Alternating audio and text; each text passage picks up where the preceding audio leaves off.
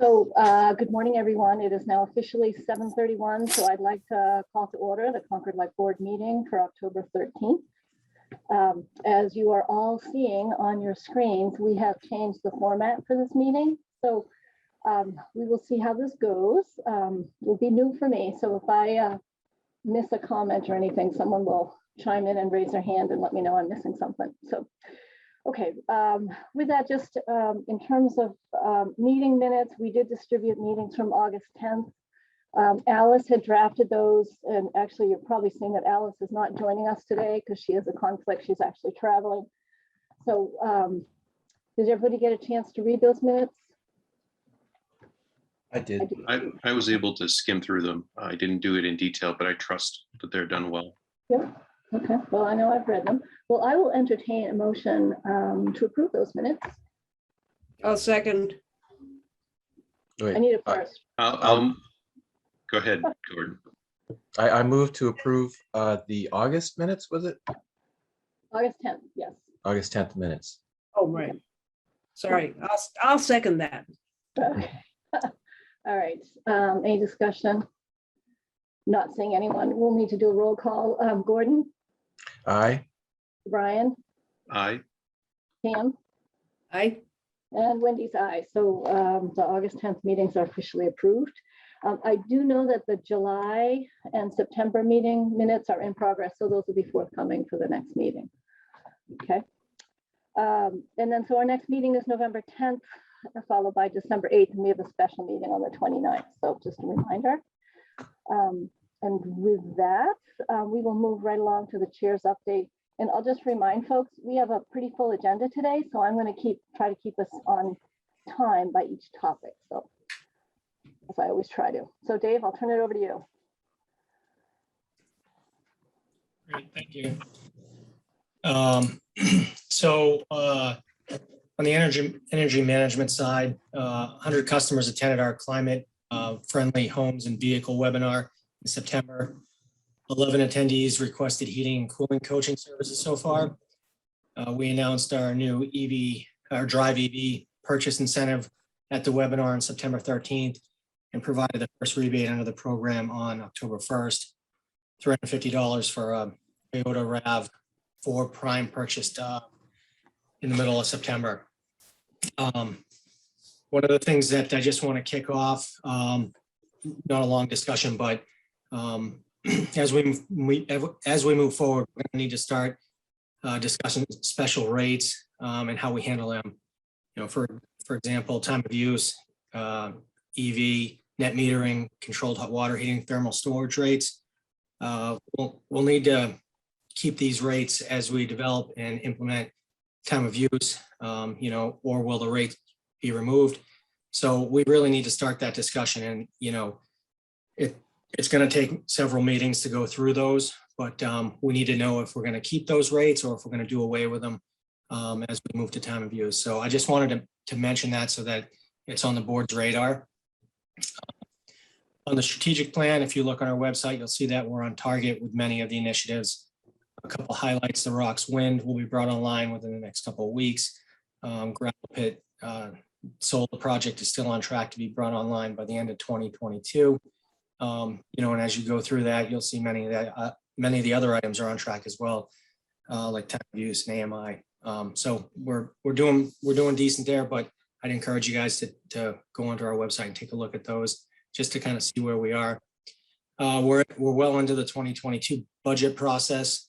Wendy already mentioned, but we will have a special meeting on December 29th to review the proposed budget. That meeting will be for the budget only. And on the personnel side, we still have the line worker class 1 open until filled. We have had a lot of applicants there. Line worker class 2, we did have a qualified applicant we interviewed and offered the position to. The person did accept the position contingent on pre-employment screenings. So that's a step in the right direction. The network engineer, same thing, an applicant is accepted and is contingent on pre-employment screenings. Same thing on the broadband technician. You know, we have an applicant that accepted and is contingent on pre-employment screenings. And the sustainability director, my understanding is we do have an applicant that accepted, and I believe a start date has been established for later this month. And that's my update. Dave, that's great progress on the hiring of staff, so congratulations. It'd be great for the new director when they start to join the committee and do an intro, that'd be great. And just a reminder for the board, I know Dave, you and I talked about needing to educate people and remind the board about our rates. So just for the board's expectation, we'll probably be asking you to re-review some of those rate structures that we have, and we will send some homework out as a way of background on time of use rates as well. Okay, so anticipate that over the next month in preparation for next month. So more to follow on that. Okay, and then I thought a moment ago I saw Brian raise his hand. There, he's moved.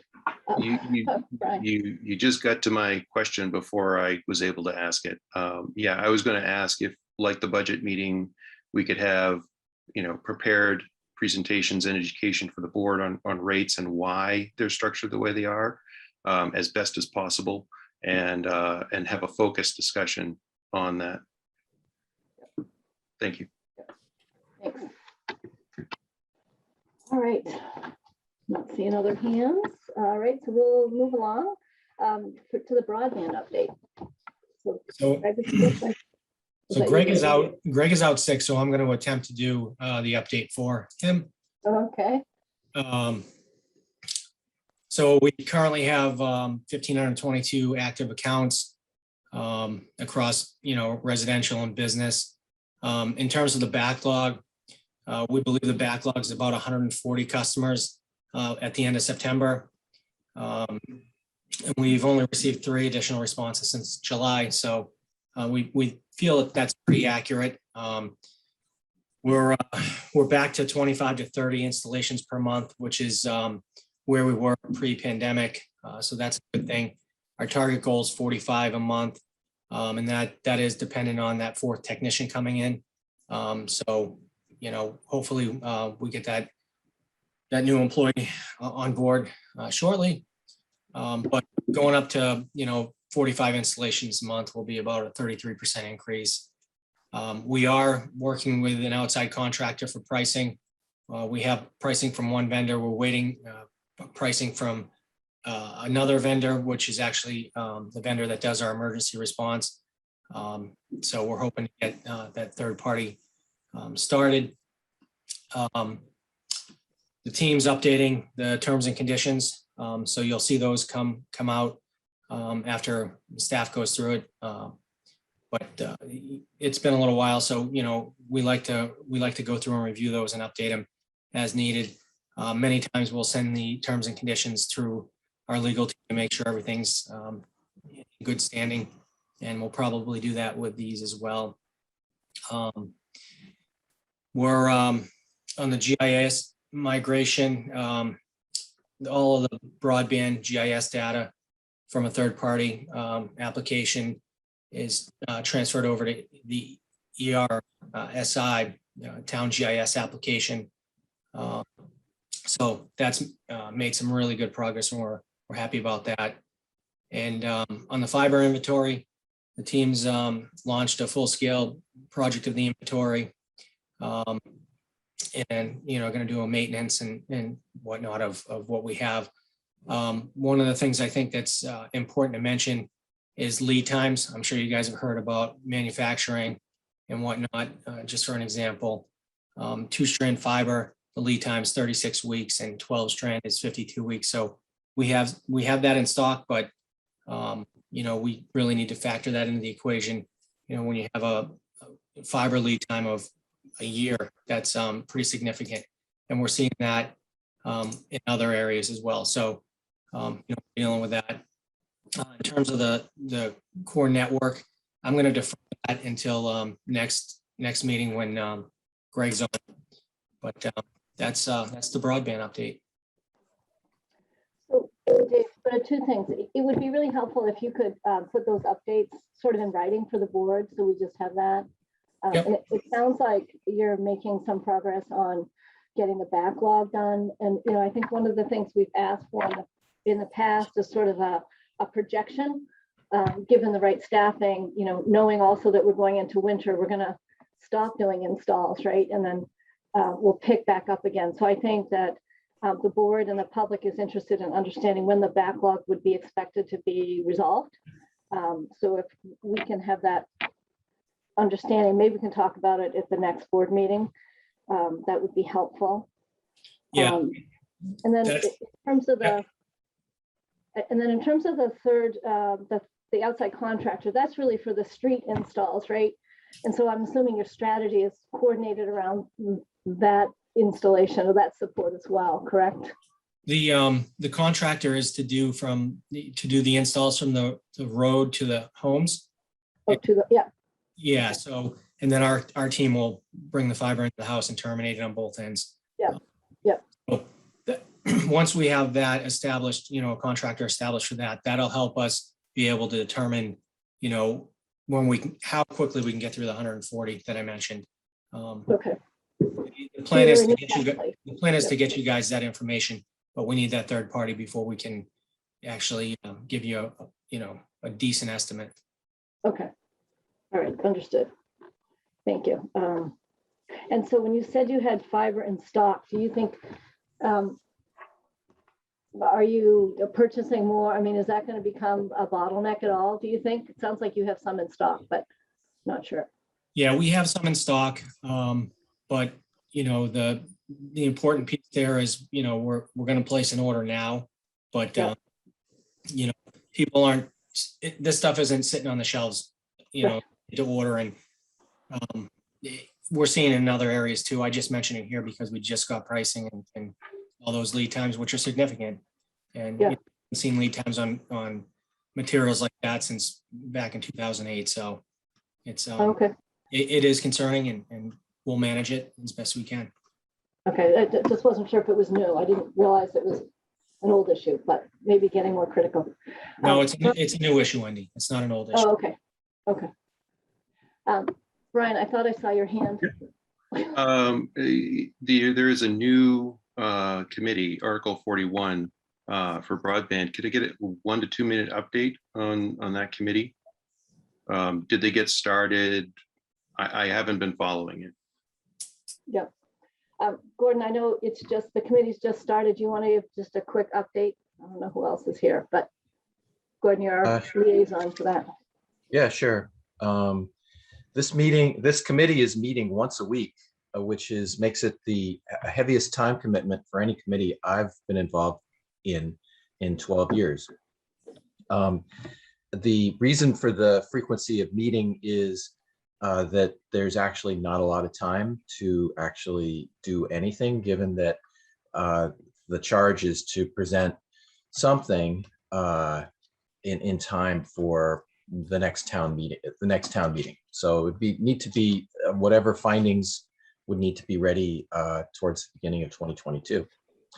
And what those findings would be, I'm not really sure yet. We're working on definitions, things like what the focus areas should be, items like, by focus areas, examples could be the last 5 to, okay, so the committee is about, hey, let's finish broadband, let's just get it done. And even that is something worth debating. What does 100% mean? Does it mean that we've actually brought fiber to every home, whether or not it's lit or not? Does it mean that we've run fiber down every street, so that if you live on a street and you want a service, that we can provide it quickly? Or does it mean a kind of a commitment, the same kind of commitment that Comcast has or Verizon has to the residents and businesses of Concord, that if you want service, we're obligated to give it to you? Currently, Concord Broadband does not operate under such a restriction. So we're working on definitional things. I guess I'd say that finally, I would like to see a report that's actionable by this committee. And so that what we would try to do is come up with some operating key KPIs, key performance indicators or whatever, items like backlog, things that we're already tracking that would help the committee, the broadband, help the light board know what progress we're making towards that ultimate goal. Another thing to try and figure out is what would be the ultimate cost of this quote of attaining quote 100%.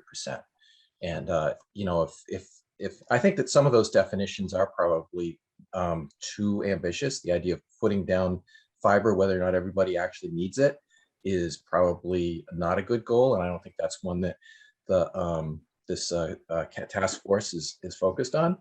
But anyway, I'd say that I think it's going well, and I think that the committee is working well together, and I think that I'm going to work the hardest I can to make sure that by the end of it, we have something more meaningful than just a report, but actually something that everybody can use going forward.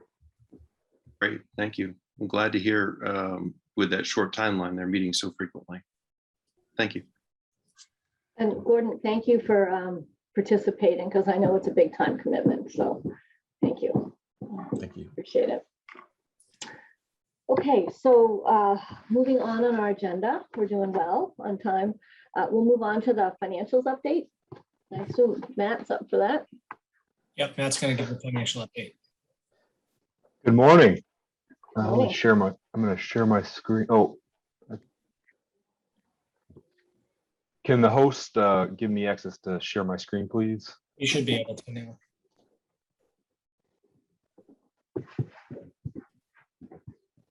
Okay, so I haven't given a financial update in quite a while.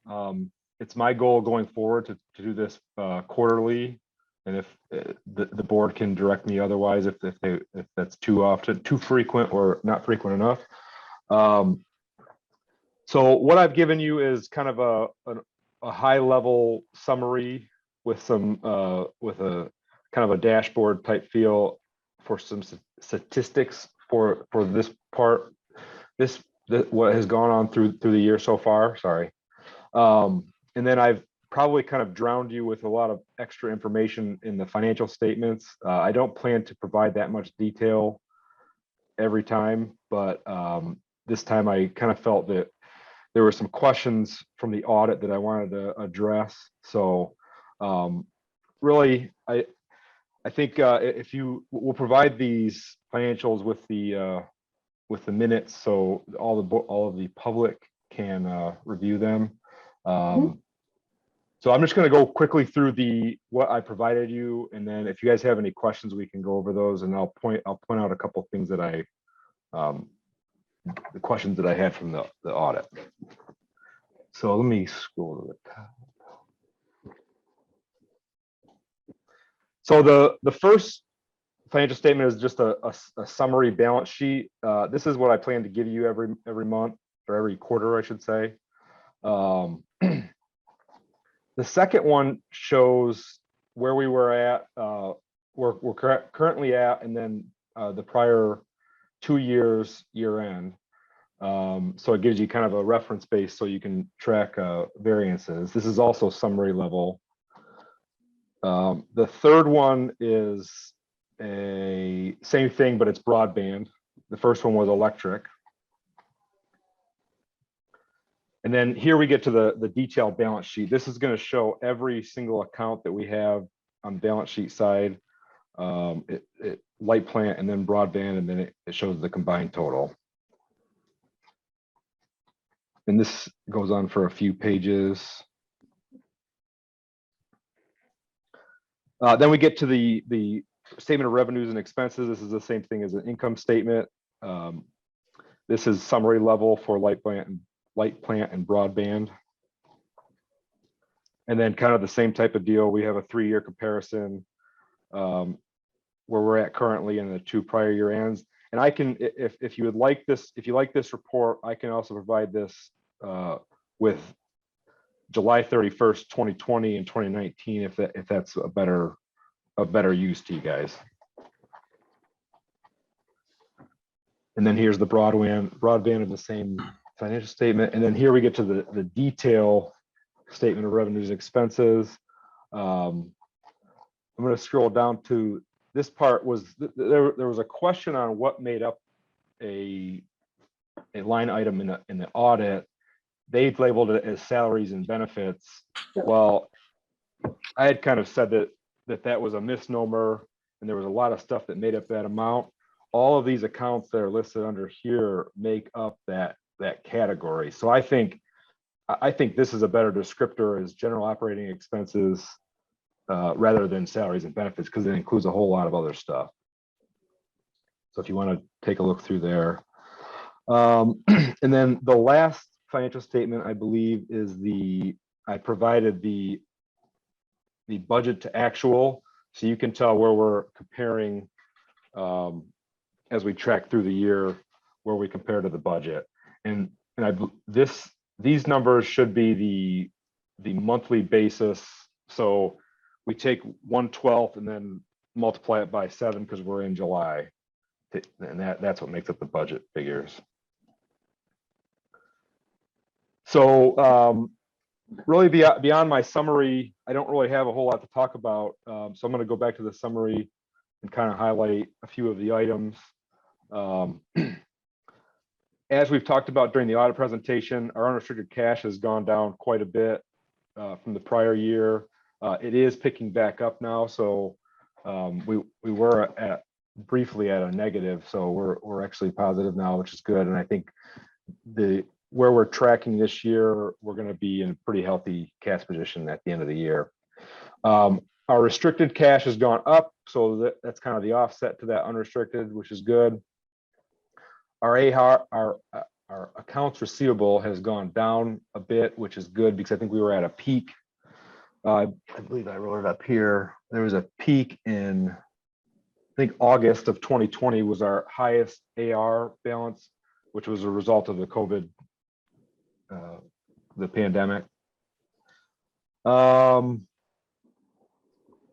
then the other thing I wanted to point out is electric sales are up 1.7 million, almost 1.8 over prior year at this point. And our cost of power is also up, but not quite as much. So I think that highlights that our rates are going to be set better than they were in the prior year to provide us a good cushion as far as our annual return. And then at the very, oh, go ahead. I was just going to say, it's always tricky to compare different periods because your sales are so driven by that, I forget the term, the average heat day, Weather. or whatever that term. Yeah, the weather. Yeah. Degree days. Degree days, that's it. Yeah, I should know that now. Yeah, I also had my hand up to make a comment about their sales are up compared to last year, but last year we were all locked down mid-pandemic. It's an unusual year to compare to. So it would be helpful to have an understanding of maybe what a look back at pre-pandemic volume. Okay, I'll make a note of that. And that's a short-term thing on once we get past the pandemic and things get back to normal, we can. That probably makes sense to do at year end, Brian. Yeah. What's that? It probably makes sense to do that at year end. And Yeah. rather than in the updates. Yeah. Can do. The secular trend has been down over the past 15 years or so in terms of volume. Very. Okay, thank you. All right. Then I just had one other thing at the very bottom. I provided the number of customers by electric and broadband, so you can see where we're at year over year. And then any other questions, I'd be happy to answer. So Matt, I had a couple. Can you go to the statement of revenues and expenses? Sure. So I looked at these. So one was just, there was some, yeah, that one. So that one, not You want the detail or the summary? The summary. It's easier to Oh, refer sorry. to. Okay. Yeah, so I did see that the broadband didn't subtotal for revenues. And so just a comment on that. Okay. I won't go into details, but that number, that 760,000 doesn't tie to the detail totals that you have further down in the package. So you might want to just check on that. Okay, yeah, that's goof up. The other thing is that I always like metrics. So, I did the calculations here on your quote unquote operating margin, and it's very positive, which is good, which I think was what you were getting to in terms of unrestricted. Mhm. I always find it hard to look at mid-year anything because of the degree day thing. And there's seasonality in our usage. So I find it hard, but for the board to know, as I look at that, it's very good. So, I don't see a net operating, I see net income loss, but I don't see a net operating income loss. It might be valuable to have that along with that percentage. I don't know why we didn't subtotal that. And then just the last observation is the very last line that says net income loss. Well, I'm sure that's correct. Again, that line doesn't tie out to the details in the back of the document, so you might want to follow up on that. Okay, yeah. And I believe the electric column here is correct, and I think that yeah, there I must think be it is something, too. there's something messed up on the broadband column. Yeah, the totals across the board didn't tie out because it was multi-million, like they were 1.3, it was more like 36 million in the detail. So I'm sure you'll figure that out. We'll get to it. All right, So, sorry about and that. then I think the other margin that we always track is that DOE statistic that we're supposed to stay within some percentage. Is there an opportunity just to include some of those key, metrics in the summary page? We don't have to do it in all of it, just so it's an easy. Absolutely. Yeah, and anything that you would like added to that summary, I can even break out, commercial versus residential, if that's important to you guys. I didn't want to, I know I drowned you with financial statements, but I didn't want to drown the summary too much, but I want to Yep. give you guys exactly what you'd like to see. So. Yep. Okay. Certainly. So maybe that's just a message to the entire board. If there's certain metrics you want to see added for future reports, then let's pass that on to Matt and David. And I guess the one question that I have is the board still interested in quarterly financials? Biannual, monthly, what's the flavor? I mean, we switched it to quarterly a number of years ago, and I think that's well from the staff side, but is that what the board's still looking for? I think it's important, Dave, just to keep tabs on any trends that are going on. And, I think while the board might want to review the high level summary, I think it's also still valuable to get all the details that are behind, just in case we want to reference them. So on a quarterly basis? Yeah, I think so. Yep. Okay. I just I don't know if this is the appropriate place, but the roadmap legislation, the Massachusetts roadmap legislation is quite specific, and I haven't personally looked at it from the perspective of something like a municipal light plant. But Dave, would it be worthwhile at some point for you to summarize for us what particular reporting or impacts the roadmap legislation might have on the plant and on our responsibilities? It may be nothing, but given what I've seen of parts of that roadmap, it can be fairly specific with respect to light plant responsibilities. And tell me if that's not a useful exercise, but if it is, I'd kind of like to make sure we're on top of what the roadmap requires of us. Yeah, we can certainly give a summary on that at a future meeting. Great. One other helpful thing would be not necessarily in this document, but having a 10-year trends document for these financials.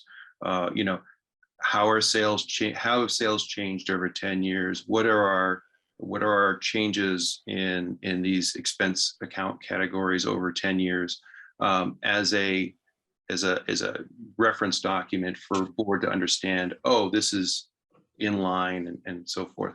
That's heavy lift, so I'm just going to suggest it, and you find if you're capable of pulling that together at a relatively high level. I don't want to create a lot of work, but I do want to understand the longer, wider picture of these values. I would just support that by saying, and let us see at a high level what you think the tripwires might be coming up, or the things that we as a board, given our responsibilities, should be watching over time. Just your comment on the supply chain was very useful to me. That's not necessarily particularly relevant to what I'm right now saying, but just trends and opportunities and concerns for us to look at with respect to our financial condition. Okay. I think we're going to have one of those topics a little later on the agenda as well. Okay, not seeing any hands. I think we're ready to move on. And Matt, thank you very much for the financials. It was a lot of information, so appreciate it. Thank Welcome. you. All right, so we're moving on to our advanced metering infrastructure update. So Dave or Laura, I'm not sure who's taking the lead. So the first piece I wanted to kind of just get some feedback from the board, from the stakeholders meeting. I think that's important. So any feedback that you guys might have, I'm interested in hearing it. Dave, I'll start. I just have to, I thought it was a great meeting. I think the consultants did a fantastic job with their presentation and the materials and walking through. I think gave the audience a lot of time to speak. Sometimes the audience was allowed to speak a long time, maybe longer than we set the rules on early on in the meeting, but overall, I thought it was great. And I see that there's also a lot of materials out on the website that people should go look at. So great content out on the website from the meeting as well. So thank you for organizing. It was great. Brian? Yeah, just building on that. Yeah, the great transparency in this process, and the presentation that was made by the consultants gave a lot of good information about what it is we're trying to buy and why. What is it?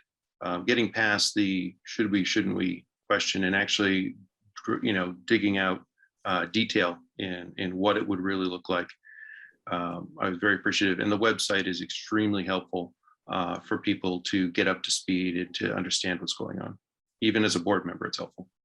Yeah. Gordon or Pam, any additional thoughts from the meeting? No? Great. Seemed like a good presentation and certainly professionally done. Yeah, thank you to all that made that a success. Great. Thank you. So, now we're working on with the consultant on the AMS procurement strategy. It's really focused on two pieces. One is the installation of the meters themselves. And the second piece is the structure of the RFP. So those are the two big things that are in that procurement strategy. We'll share that with the board when it's finalized. And Laura, do you want to add anything to that?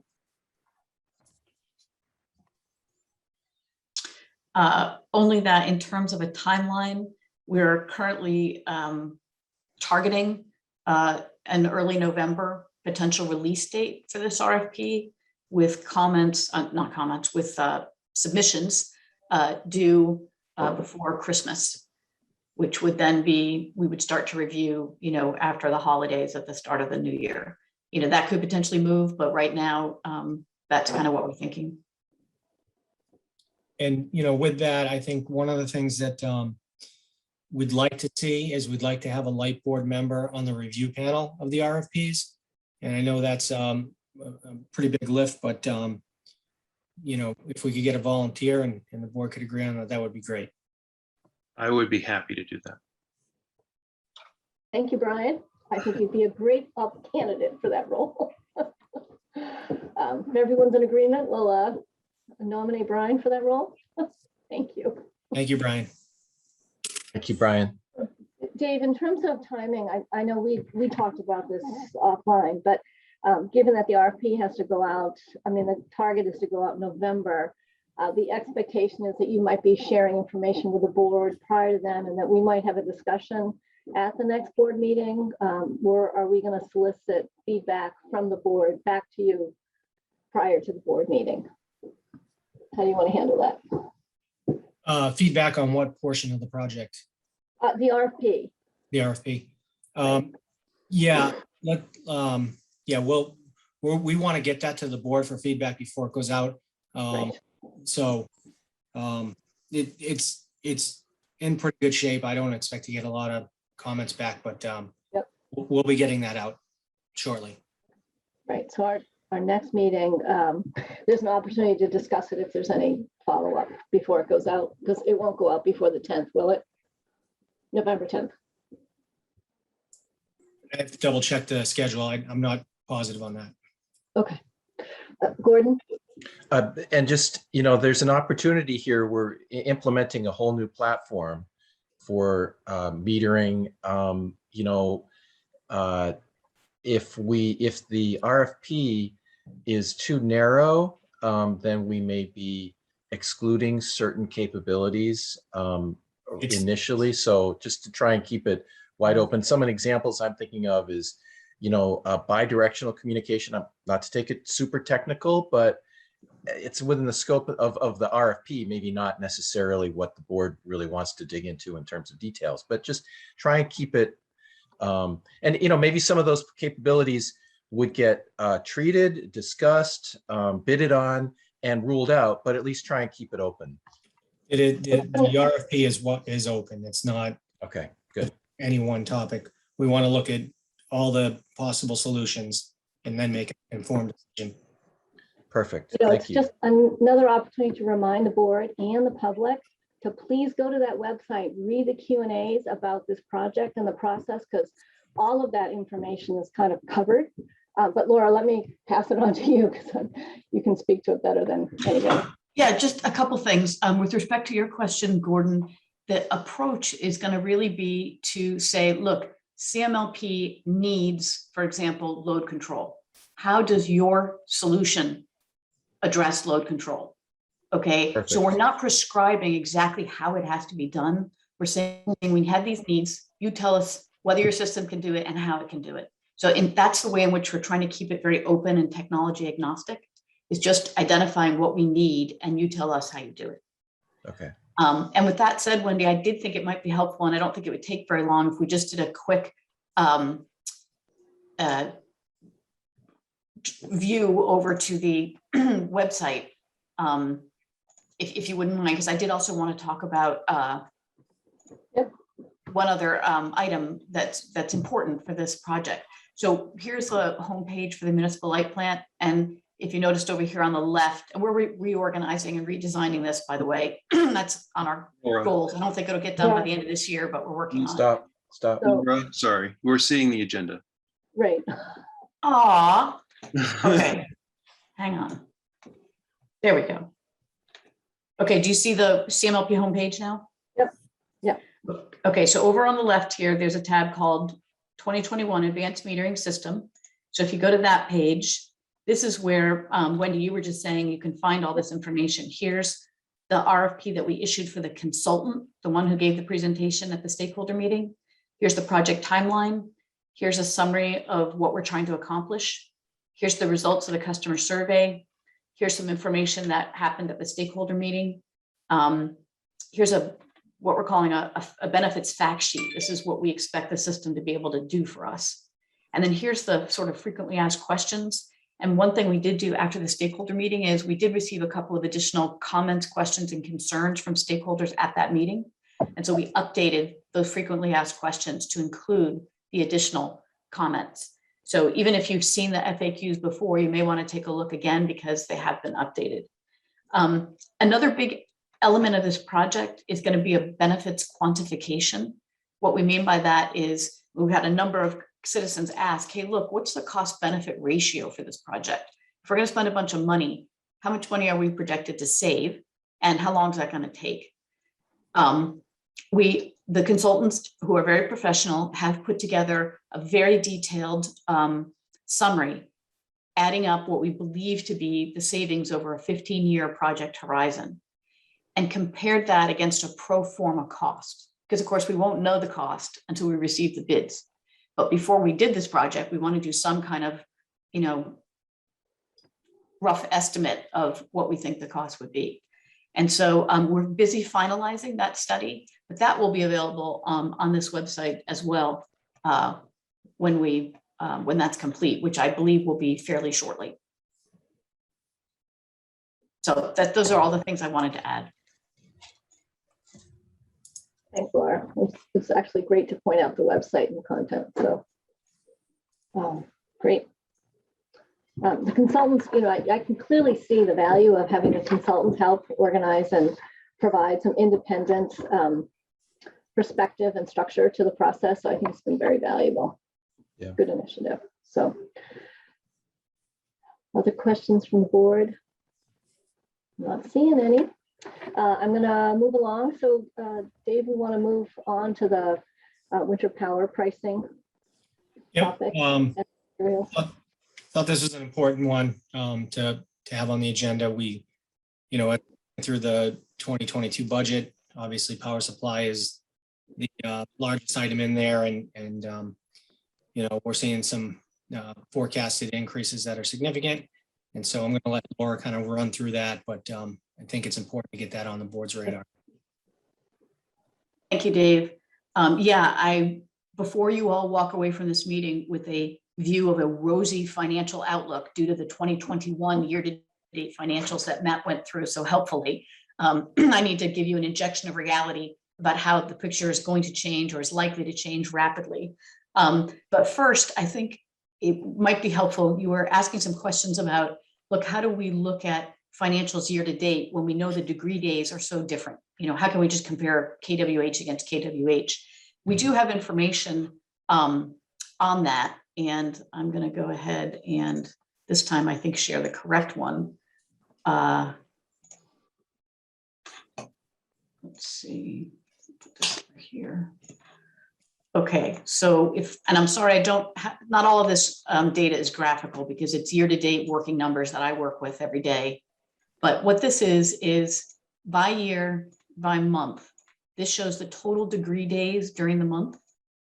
So we have a year-to-date for 2020, it's for 2021. Okay, we know that this year-to-date through September, we've had 4,260 degree days. Last year we had 4,186. The long-term average, the 2011 to 2020 average is 4,445. So we're still well below what we, in a big picture normal would be, but we are about 2% higher than last year. And what I do have graphically, and that I find extremely useful, is I chart every month, and I look at it since 2006, where this is a chart, an XY scatter that shows the degree days on the bottom and the megawatt hours along the top. And this megawatt hour does include an estimate of the amount of solar that was produced on customer rooftops. Okay, because that's the only way to really make these numbers make any sense. But as you might expect, the more degree days you have, the more load you have. So July 2021, we had a very low degree day month. If you remember, it rained all month. And so it's still on this line, and it's a very good R squared, but it was at the lower end. And I look at this to see if we're beginning to trend above the line. So 2022 in August, 2021, we're not in 2022 yet, was just slightly above this long-term line. So I view that as like potential for actual growth above and beyond weather-related impacts. Like if we saw 2022 up here, we'd be saying, hey, maybe EVs and heat pumps are finally giving us a boost because we're starting to see load above and beyond what we'd expect the weather to provide. So there was 2021 in August. September, it's also above the line. That's good. October hasn't happened yet, so these just have through 2020. You can see 2020 was low here. We had a low year again last year. So January 2021, exactly on the line. February, a little above. March is a very, no, March is February sales. So 2021 was above the line here, 2020 very low. April is not a very easy month to predict. It's a shoulder month.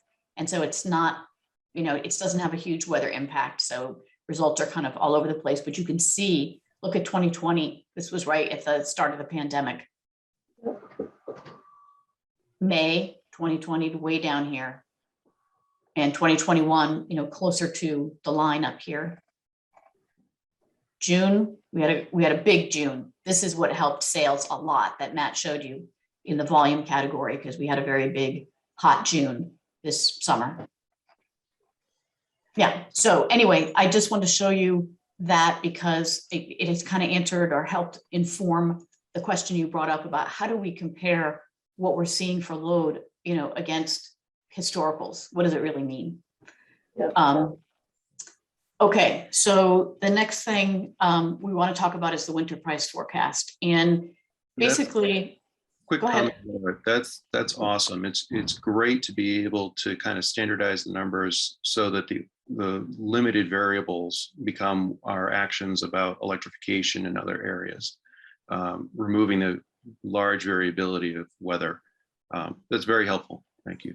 Good. It's just the other observation as it relates to financials. There's clearly seasonality in our sales. So doing comparable periods year over year makes sense, and not a 7 month to a year end from a prior year. But also makes sense to me. But Yeah. And Laura, would you go so far as to say as you see a slight increase above the seasonality? I mean, you were pointing out to these places where 2021 appeared to be above the line, and I'd say that in most instances it appeared to be. So is it strong enough to call it a trend, or? You know, I'm not a statistician, so I'm not sure what would have to be, you know, meaningful when I eyeball it. This is the first time, Gordon, that I would say I'm beginning to see a glimmer. Beginning to see a glimmer. It's not big enough yet to be, in my mind, conclusive, but I'm cautiously optimistic, as the phrase goes. but it looks like it's still lower than the 10-year average. Well, the degree days, Degree days, you know, yeah. are lower, but Gordon's asking about, hey, are we actually seeing load growth, Yeah. you know, from heat Yeah. pumps and EVs? And I think we might be, but it's slight. Okay, next topic. As I said, lest you get too optimistic, what we're seeing here is the energy markets are on fire. Okay, Europe is sort of leading the charge. They're having a natural gas shortage, and people are likening the situation to the worst energy crisis since the 1970s oil embargo. China is also initiating rolling electricity blackouts, which are further affecting supply chains around the world. I've heard, I don't know whether this is the only factor, but I've heard that one of the reasons they're doing that is they're trying to meet some of their emissions targets. And so they're shutting down, you know, large industries that are large users so that they can cut back on their coal production of electricity. But this first here, I'm sorry, I should have done this just one page at a time because I think it's easier to see.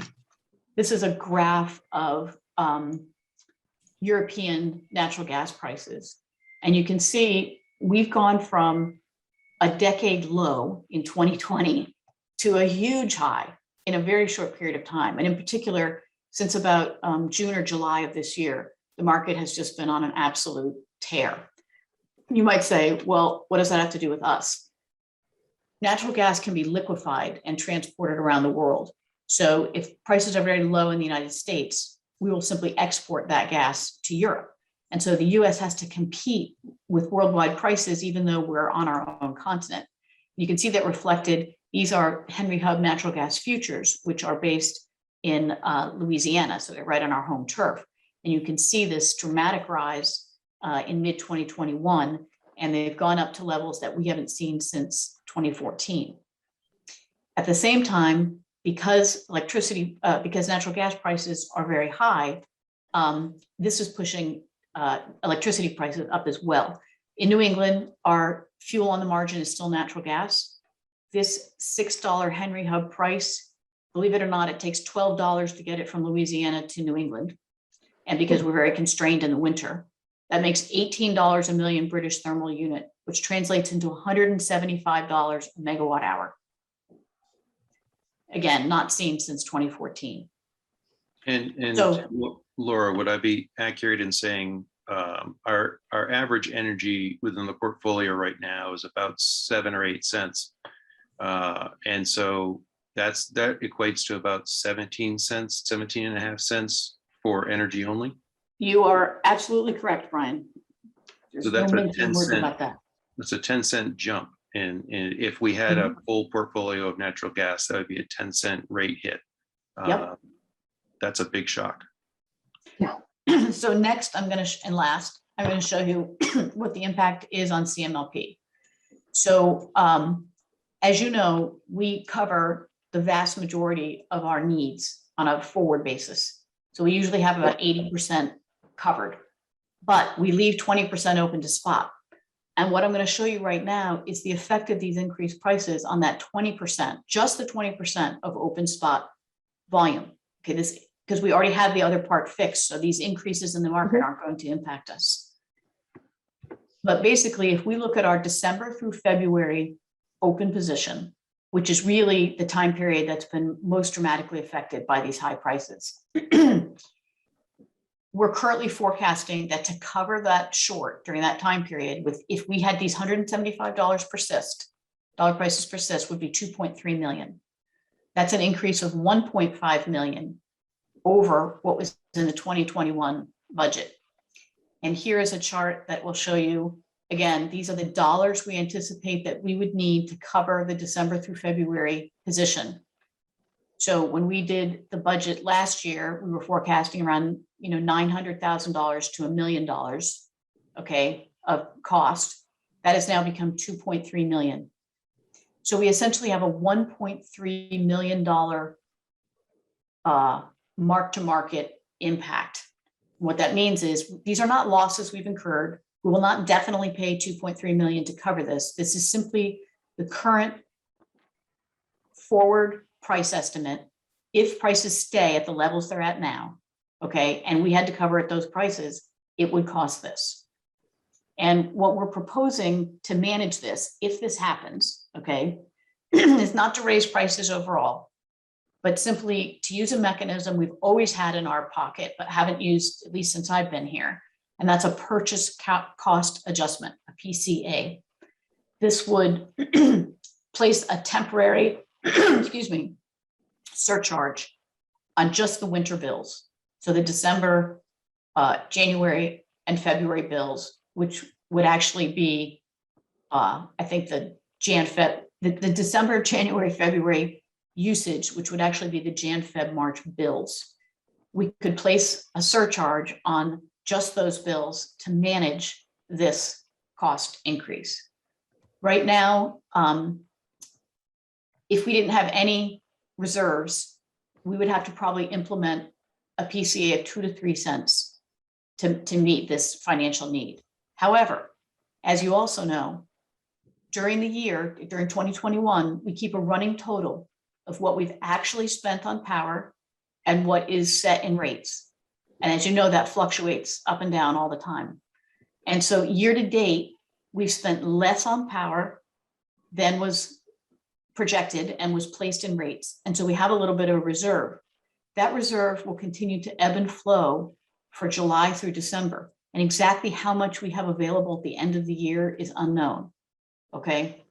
But if we have favorable costs for the balance of the year versus what's in rates, we could offset this $1.3 million need with some reserves that we would have available. So the increase could end up being more like 1 to 2 cents rather than 2 to 3 cents. So, I mean, $1.3 million is essentially all the net income we ever project. And without a surcharge, we would most assuredly be projecting losses in the 2022 budget. So any questions on that before I stop? So the PCA would be about a penny and a half is your current expectation for the 3-month period? Brian, that would be the case if we end up with some reserves from 2021 that we can use against it. So that will be the low estimate. Yes, Okay. And that is based on the 20% exposure to the market. yes, And not what is in our fixed contracts. that is correct. And you just should be thanking whoever you normally thank that we forward purchase 80% of our portfolio, because can you imagine the people who leave everything to spot? If we're having a $1.3 million impact and we have 80% covered, this would be almost catastrophic for other light plants that don't forward hedge. I remember having a discussion with Belmont, and they were something like 80% or 20% hedged and 80% exposed. I mean, they may have a lot of issue with this. Do you think that we'll get an update on this in the next few meetings as we get into the winter to see if the US gas supply continues to be high priced? Yes, Brian. I mean, ultimately, if we put a PCA on the bill, that's something that has to be approved by the light board. Okay. Right, so we definitely need to keep you guys in the loop so that if we ask you to vote to approve a PCA, it's all done properly. Okay, great. So Dave, we would need a public hearing to vote for that because it's rate based Yeah, or not?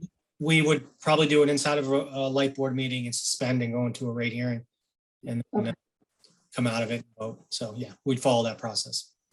And then would you anticipate that if we did that, and I'm just saying, let's say in November, we've still got the same trend, would we be voting for a PCA for the next 3 months, or would it be something that we would continue to monitor monthly and vary that PCA month by month as the trend continues?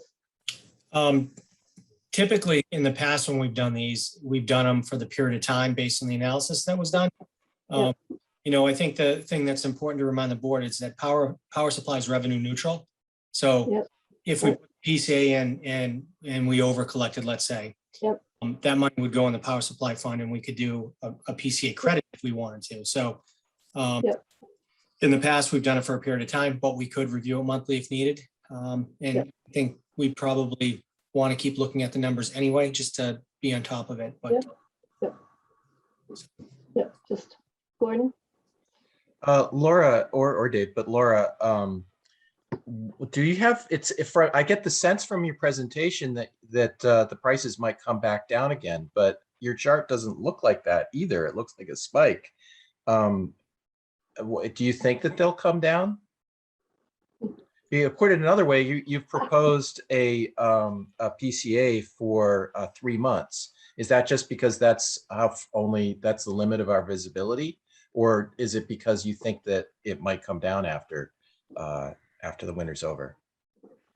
so I am not, I don't forecast prices, because if I could do that, I would be sitting in the Bahamas trading futures and making a lot of money. So I'm not giving you any guesses about where the price will go. This chart is simply, it's these prices have already happened. So this goes through 10/6. This is what the forward price times our open volume was on October 6th. Okay, where this chart goes, nobody knows, as I think they said in the Wizard of Oz. You know, this could continue to go straight up, right? It could go up further. Although I will say that prices are at a point right now where natural gas is so expensive that it's almost on par with oil. Okay, and when that happens, that puts a kind of cap on natural gas prices, at least in the United States, because fossil units that can burn either natural gas or oil will simply burn oil instead of burning natural gas. Not good for the environment, but this is what happens when prices get very high. Now, oil could continue to go up. You know, OPEC was not inclined to entertain any increases prior to the next November meeting, even though prices are spiking. They love this. But we'll see how much cheating and whatnot there is. So there's a lot of unknowns, but my feeling is that people have kind of forecasted about the worst, right now, and that this will be highly correlated to the weather. If you keep an eye on the National Oceanic and Atmospheric Administration's 90-day global forecasts for warmer, cooler or average weather, this will track that very closely. So whatever the winds, if we end up having a cold winter, Gordon, in Europe and here in the States, this may not go back down. But, do you normally forecast colder than normal? Normally we forecast average, right? So if we have an average winter, I think this will probably come back down. So I hope I've sort of answered your question, but the answer is I really don't know. Yeah. Well, where I was coming, I was just, I was thinking, well, if it's a spike, we could implement the PCA sooner and actually with a smaller amount.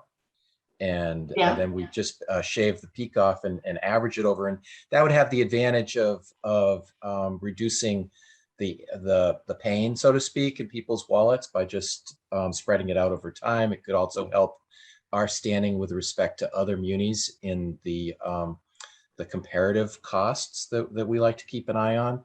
But if it's not a spike and it's really just a new normal, then those sorts of approaches won't really matter. No, it is a spike because it's related primarily to the winter months. That's when we're seeing the huge price increases. The other months, not so much. The cost to cover the open portfolio in the other months is much closer to budget. It's just these winter months that are outliers that are causing us, that's why we're saying don't put a PCA on permanently and don't change the rates permanently. Yeah. Just address the problem temporarily. But as you point out, if 2 to 3 cents is too much for ratepayers all at once, we could do something like we did with rate stabilization, which is put a smaller PCA on for a few months, for months before that and collect it. But, the other thing that doesn't do, Gordon, is fairly allocate the cost, because the real cost is during the winter. So the people who use a lot during the winter are the ones that are causing, the high price. So to spread it over other people who are using during the other months, you have to ask whether that's a good idea. Yeah, it also, it's defendable. The PCA is defendable while the natural gas prices are in the media. So if we were to do a rate stabilization where we forward collected and kept collecting after the winter, I think customers would not understand the correlation and may complain about that. Right. I mean, it's our philosophy to match the revenues to the cost. So it makes sense to have just a PCA. I guess the other just consideration is that because it could be a large impact, then, we have to consider whether there's any relief for some customers or not. So. Someone's got background noise. Yeah, that's me. I'm sorry. Oh, sorry. Wendy, could you repeat what you said, because the background noise was making it hard? Yeah, I'm sorry. I was just saying that, if we consider this, and we'll likely do it next month, that we need to at least understand the financial impact of some of our lower cost impact, so some of our rate relief for some customers. Let me just say that differently. I don't know what the financial impact is, and I'm sure that we'll want to get some sense of an average customer, high volume customer, what the financial impact is of the PCA. So.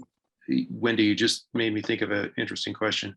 Our rate assistance program, when we consider a PCA, can we have an exemption for those customers?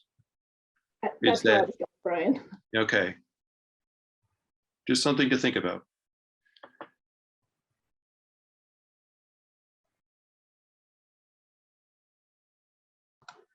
So Dave, at this point, you queued up this conversation. I don't know from an urgency perspective, if we needed to do something sooner, then we'd obviously have to have a special meeting, et cetera. But is your thinking at this point that this is a topic for November?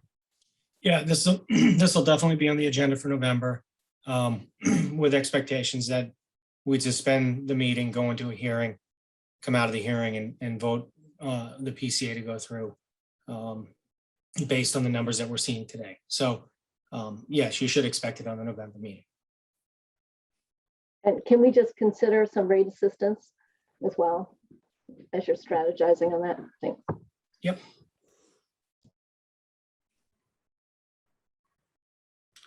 What about, if you're strategizing, what about surcharging users who use much more than other people? I'm wondering, I'm trying to think incentive to, is if we have residential, I don't know, I mean, I'm just tossing this out, users who are buying more of our energy at an excess, at some certain rate that is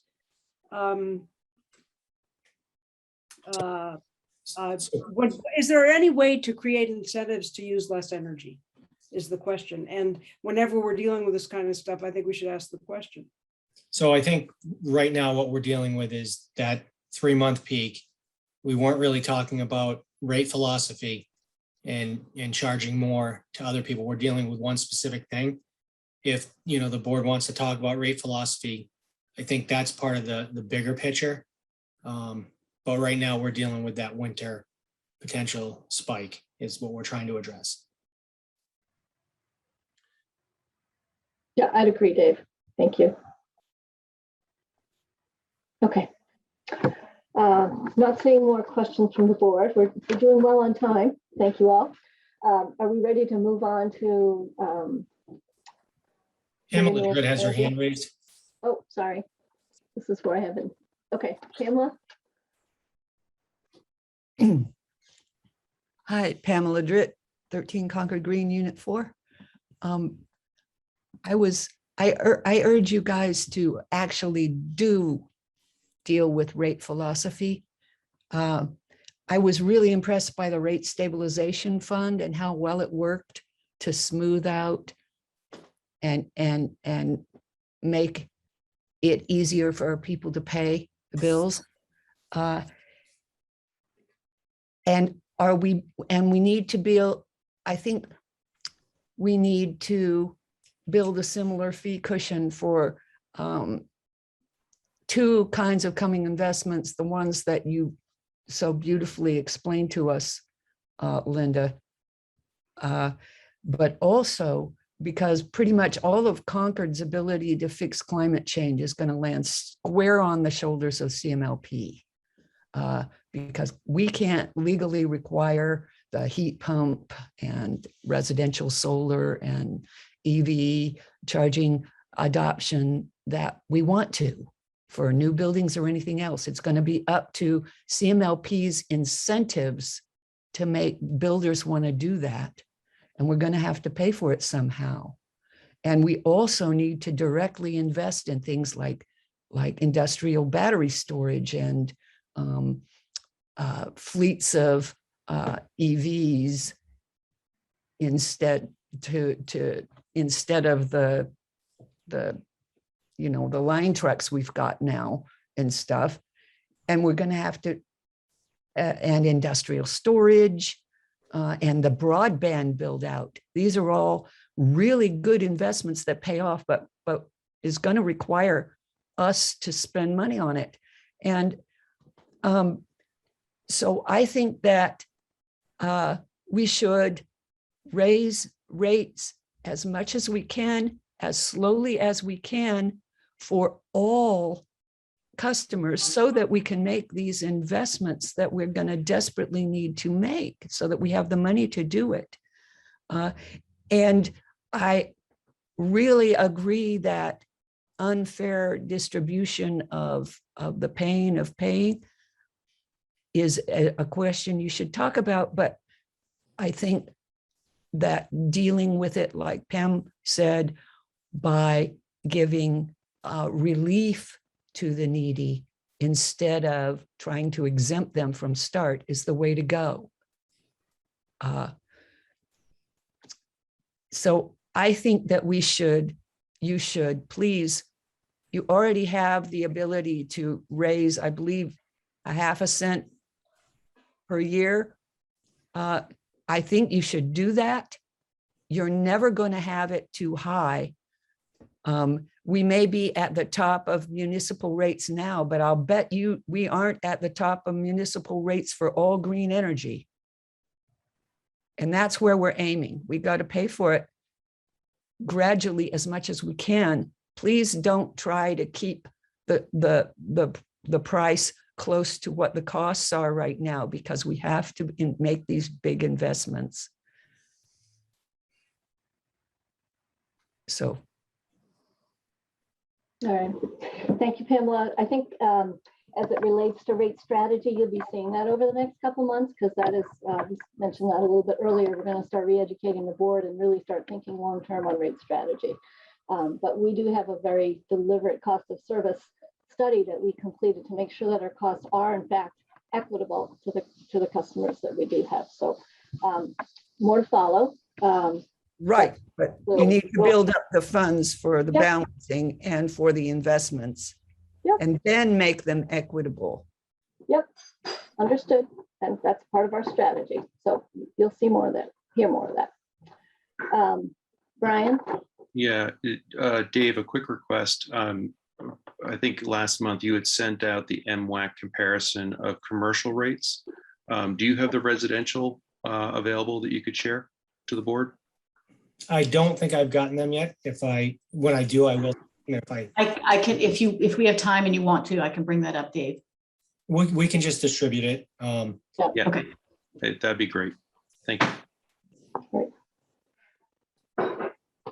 And I'll just comment, the last time we distributed those, we did see the impact of the last set of rate changes that we made. So we've seen it before, and I would expect it will be the same trend. Well, actually, I'm hoping that with the difficulties that we're contemplating in the winter, that actually will come out ahead because we're 80% locked in.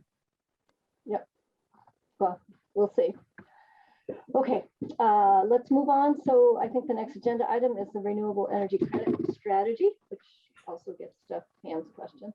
Yeah, so we thought this was important to talk about and talk about pricing, following up on what we just talked about. I'm going to let Laura talk a little bit about the rec costs, and annually the board's supposed to review and potentially add half a penny in. So here's a important decision should be made on what we do. So Laura, do you want to take away the rec piece of it? Sure. So as you know, we have 2 cents in rate right now, 2 cents in rates to help offset the cost of purchasing renewable energy, including RECs. Prices for RECs have been quite high historically. They've come off their absolute high. We bought some RECs at $45. Our last purchase was at $39, and they've been hovering right around that $39 to $40 level. We typically buy them sort of evenly distributed throughout the year, so as to get kind of an average price, so that we're not putting all our eggs in one basket and guessing, what the price is going to do. So we just buy them, and we'll be buying some more here coming up in Q4. So we have those in rates right now, and I believe that is going to, and I guess if it's okay, I'm going to share my screen once more and take you to this chart on the CMLP homepage.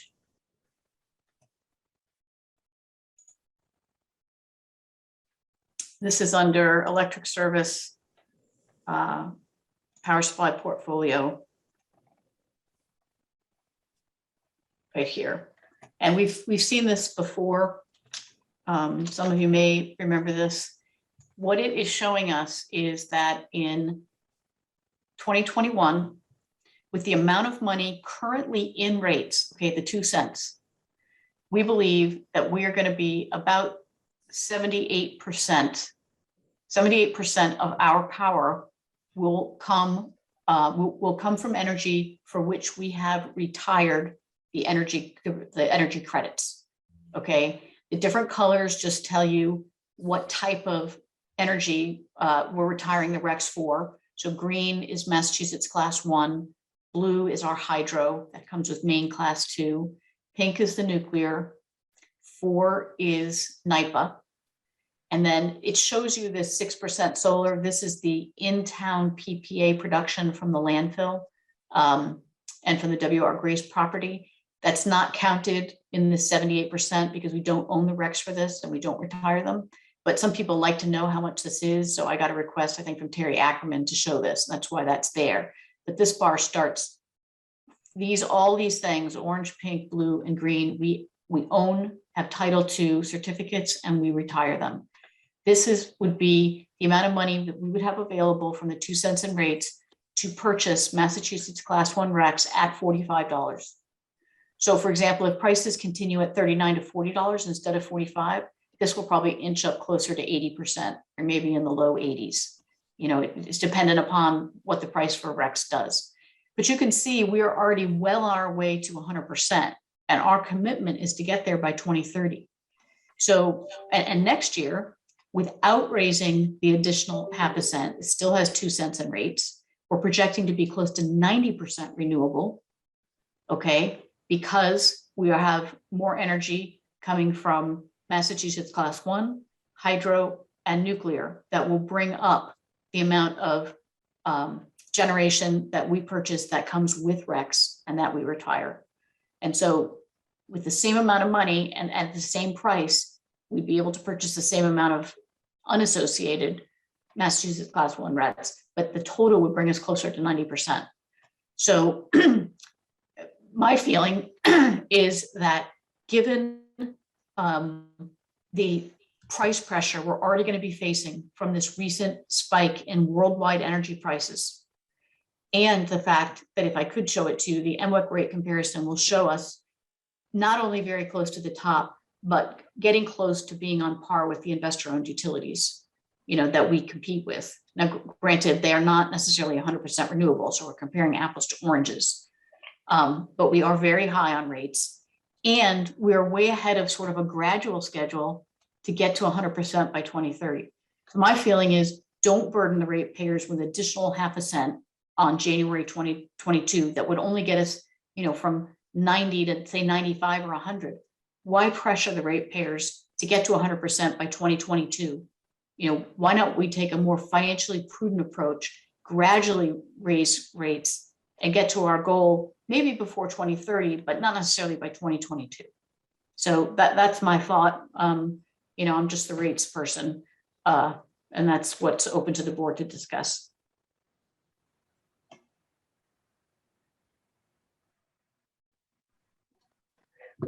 So, Laura, just a quick question. So you raised the point about the potential PCA and the impact on customers. So, you know, we can make a decision to increase that rate at any point in time. So if the board just would prefer to defer that decision until, say, February or March when we know more, that's also an option too, right? It's not a, I think it's good that we periodically review this because we committed to doing it, but we also need to balance the impact on ratepayers as well. So, and the other just comment that I'll just make is that while this is a fund that we refer to as RECs, those funds can be used for the purchase of the green energy as well, right? We're not restricted to using it just for the REC purchases.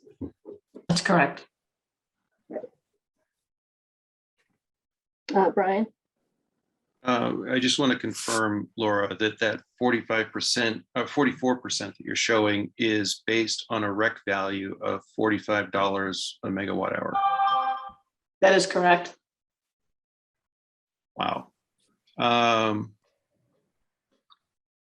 And I would agree with Wendy. I think that Concord really does want to get to 100%. But if we do implement a PCA, I do think we should pause on this rate increase, this 0.5 cent. But I do think it can't wait until January of 2022 to have the next 0.5 cent increase. So I would suggest that when we review rates, that we implement a 0.5 penny in, say, April or March, of next year and allow that PCA, if needed, to not pile on with that other, with the actual half-cent increase. But I think it's extremely important for Concord residents to see us making progress and to get to a point where we're at 100% and we have some reserve funding we start to build up so that we can stop increasing rates and we can start to have funds to put towards more in-town renewable projects like storage, like solar, like the middle school, so that we are more self-reliant as well as clean. So this is a funding source for those kinds of efforts. And I would like us to get to 100% as soon as we can without rate shock. But I really don't want to give up on the original strategy of a half cent a year till we get to 100. Thanks, Brian. Pamela, I see that you had your hand raised, but let me just see, Gordon, I can't see Pam Hill. So I don't know if there are any other comments from the board. I just say I'm cautious about whether or not the SREC price is going to remain at $40. And that's a huge consideration. The other thing is that if you look at that chart, it seems to me like as if the backbone, the core of our rec strategy is actually the bundled recs, the ones that come with the renewable or non-emitting power that we've purchased in long contracts.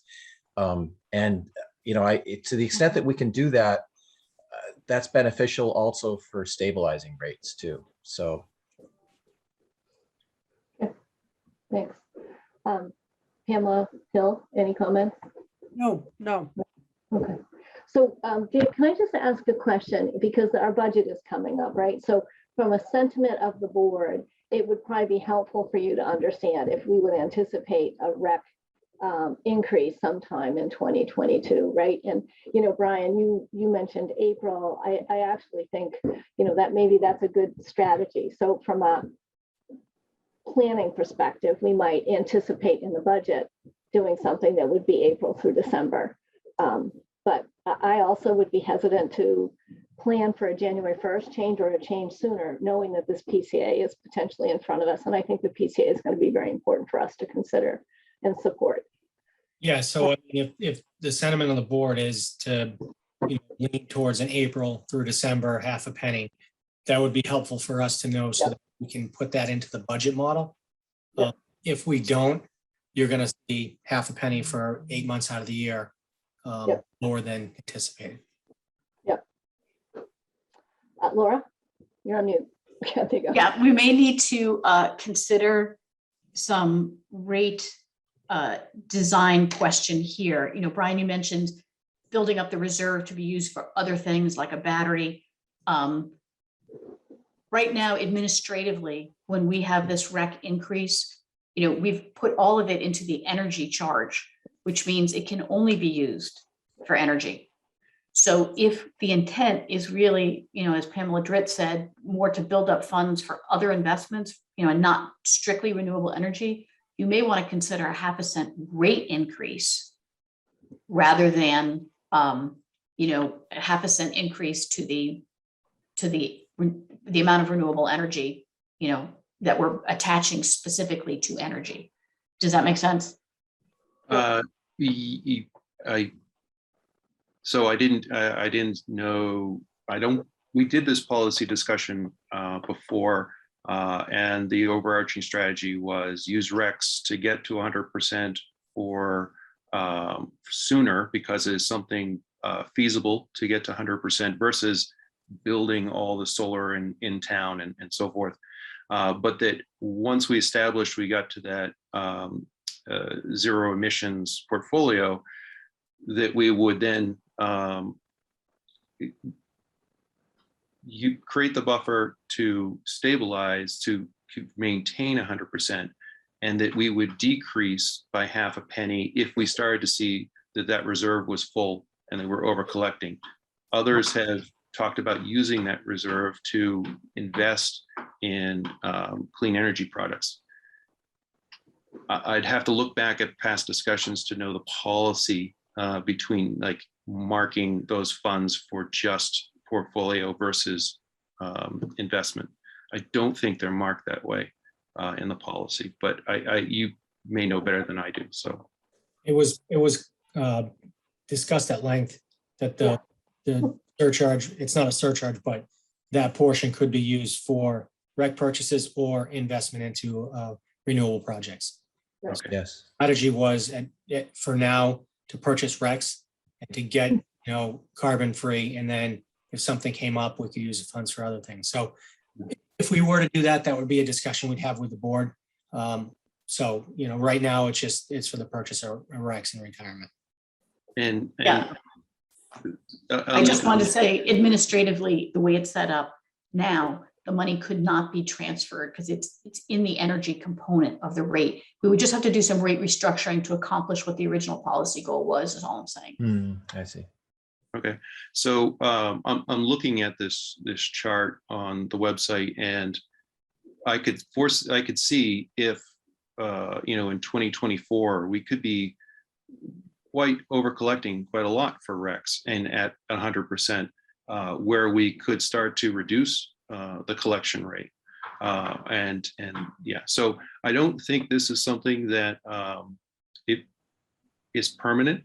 I think that we'll get to 100%, and the price of $45 a rec will drop, or we will have more of our portfolio with combined PPAs with the certificates. But I do feel that the community really does want to get to 100%, fairly quickly, because that's 2017 they voted on that, and yes, they did say 2030, but there's been a lot of interest. Yeah, I think I'm rambling at this point. I apologize. I think one of the things that's important to mention is, if you look at that strategic timeline that's on the website, you'll see there's a bunch of, clean energy coming up, projects. We get 3 of them on, and, E&E's working on offshore wind right now. So the more of that's going to come, and you'll see more of it in the portfolio over time, which is only going to help. And Brian, you're right. If that happens, then the 2 cents that we're collecting now will probably be able to reduce. Yeah. But that'll shake out in time. Right. Laura? I do have the rate comparison up, Dave. Can I just show what the June 2021 chart looked like? Sure. This is the residential, right? This is the residential rate. Yep. Are you seeing this chart, or are you seeing something else? We're on Zoom. I'm not seeing it yet. Okay. Can you close the Zoom window? Yeah. It's kind of something behind there. Oh, okay. No, I'm sorry. I'm just not very good at this. My screens are backwards. So 2 is 1 and 1 is 2. How about now? I still see Zoom. Can you see, it says Zoom cloud meetings? Join a meeting? Yeah, there Oh, we there you go. go. There you go. All right. So you can see these are the investor-owned utility. This is what a bill would be in dollars for each of these utilities for the month of June 2021. And this is for 500 kilowatt hours. Let's go back and look at 250. 250 is the smallest amount. So you can see the investor owns are the highest. Unitil, different Eversources, Princeton's not an IOU, but they're up there. Then Eversource, Wamico. Yeah. Sorry. So this is going to be skewed. It's a 250. We're increasing our fixed charges for the meter, so that will raise us in the very low consumption category.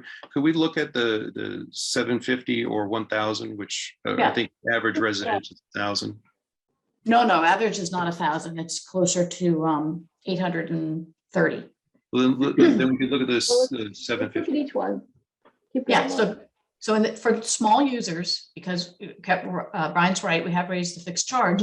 We are the only municipals that have a higher rate than we do are Belmont by a little bit and Princeton. And we are within let's see, we're 55 and National Grid is 65. So we're $10 cheaper than National Grid, but all these other municipals have lower rates than us. So in the case of Peabody, which is not a comparable because they don't have 100% renewable or anywhere close to what we have, but they're at 26, and we're at 55. So that's for 250. This is 500. And we're now a little bit below, Chester comes in above us, but we're still very close to the top. And then for 750,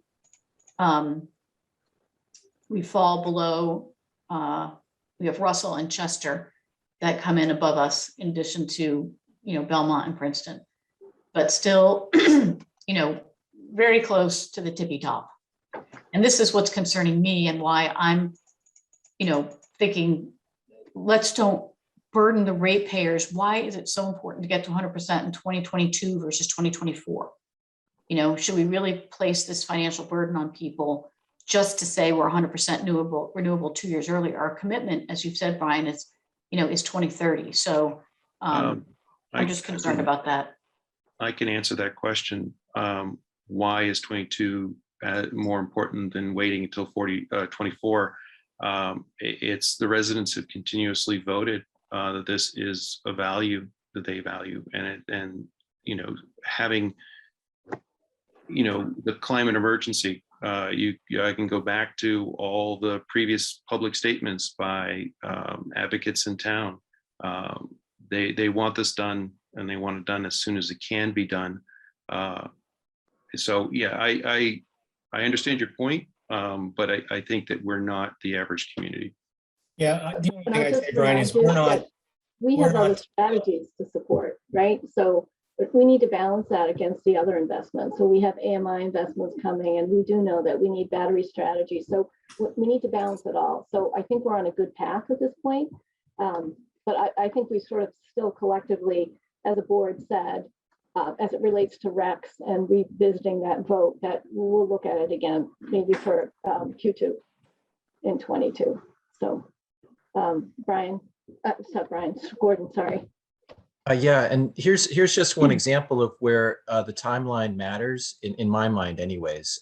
I believe, we'll see if this actually turns out, but that as the SREC 1 program times out, for instance, the panels that are on the top of my roof are generating RECs, but I don't think they will be next year, if not the year after. Then those RECs, I believe, and this is what we'll have to see if it actually turns out that way, will become the property of the light plant. So there's a time frame. Anyway, I'm just not sure that going out and purchasing RECs to cover solar panels makes any sense, given that there's a time window after which that step won't be needed anyway. So I don't really see the value necessarily in Laura's chart that we were looking at earlier of making sure that that unbundled REC purchase covers the solar piece, given that after a period of time, the SREC 1 and 2 program will be finished, and we will have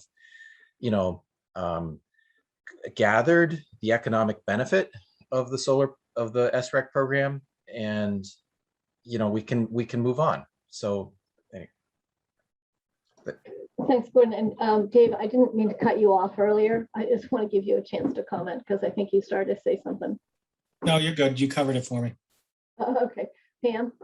I just want to briefly comment on Laura's comment, and I think support and amplify a little bit what Brian said. I'm not that committed to the value of comparisons with other towns. I mean, just raw comparisons with other towns, to me, it's one measure, but it doesn't reflect the true costs and externalities, all those things. It doesn't reflect what Brian was said about the commitment of our town to move aggressively towards a green portfolio. So I just would be I'm less interested, shall we say, in the comparison whether the towns as perhaps some others of us are. Yeah, no, Pam, I mean, to the degree that we told the community that it was going to cost more to be green. So I think the charge reflects the cost of our investments. So I don't And I guess disagree what with I'm you saying, necessarily. I'm not even afraid of having us go, shall we say, off the chart. If we are more accurately reflecting what the cost to our entire, ecosystem and biosphere is to fossil fuels. So I just want to be very, very clear that I'm not, that chart doesn't really do much for me, except as one window. And it speaks to educating consumers because it does matter Yeah. to some consumers. So Yeah. keep it in mind. And Pam, just I see briefly, Gordon, comment quickly. the two most expensive light plants were also the two light plants that scored the best recently in MCAN's scorecard. So that it's a real value. It's a measurable improvement in our environmental performance.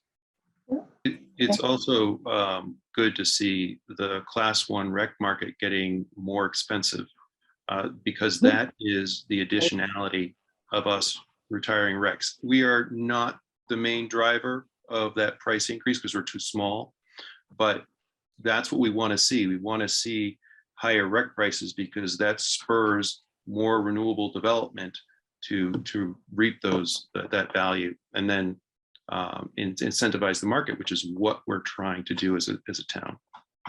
Okay. All right. Wendy, Dave? can I just say something real quick?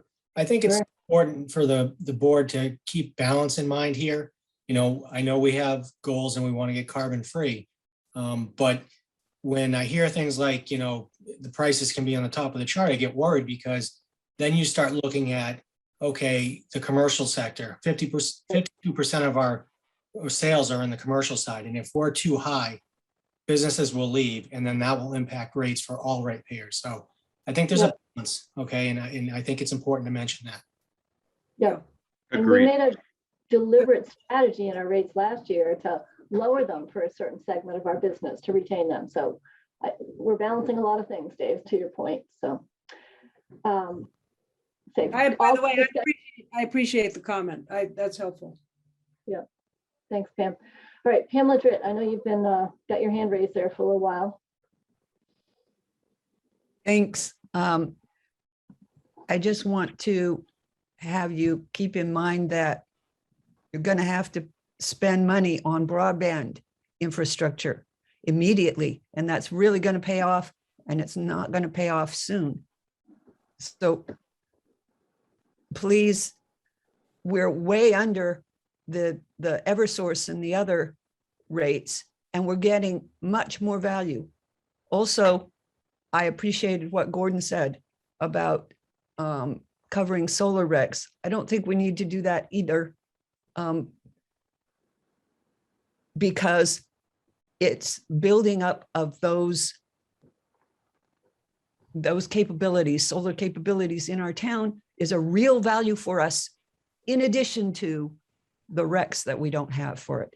So, and we need to put more, as much as we can, locally generated energy so that we don't have to rely on the market at all.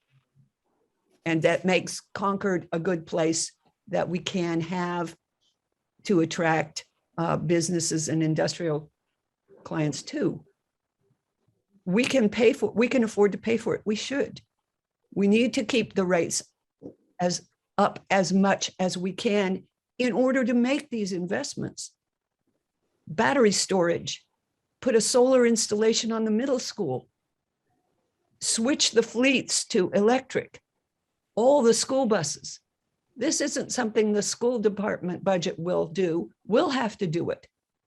CMLP and the town. And so we need to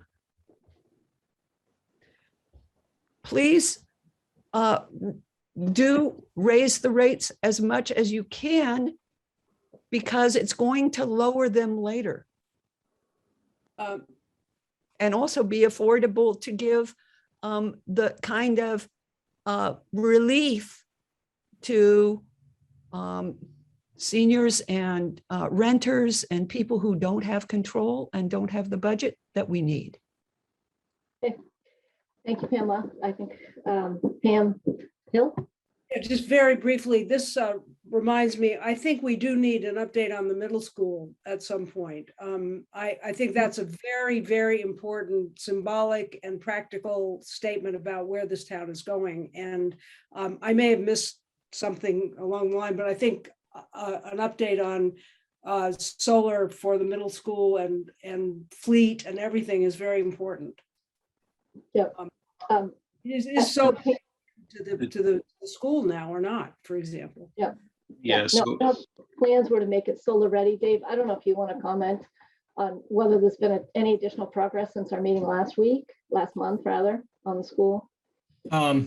Yeah, there's nothing to comment right now. I will have an update in November on that. Yeah, we anticipated that, so.